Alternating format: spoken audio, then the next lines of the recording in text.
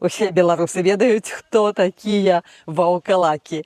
А ці ведаеце вы, што такое воўкафарбы? Калі вам зразумелы гэты жарт, напэўна, вам знаёмая гэтая кніжка «Блог Усяслава Чарадзея» Паўла Касцюкевіча. Апроч таго, што мы будзем гойсаць з князем ваўкалакам у воўчым выглядзе па лясах, то яшчэ патрапім да кіраўніка колішняга дзяржавы на сапраўдны баль. І на тым бале сустрэнем Ефрасіню Полацкую, Вітаўта Вялікага, который заўжды жывой, заўжды з сабой, а таксама дзядулю Фрэйда. Я думаю, вам будзе весела. То, калі раптам вам засумавалася, бяром кніжачку «Блог Усяслава Чарадзея», чытаем і занырваем у мінулае, а магчыма, нават прадбачым будучае. Кніжачка ўпершыню выйшла ў 2012 годзе, таму моладзь, напэўна, не ведае ні пра ваўкалака князя Усяслава Чарадзея, ні пра лакафарбы, ні пра тое, што выдавецтва «Гутенберг»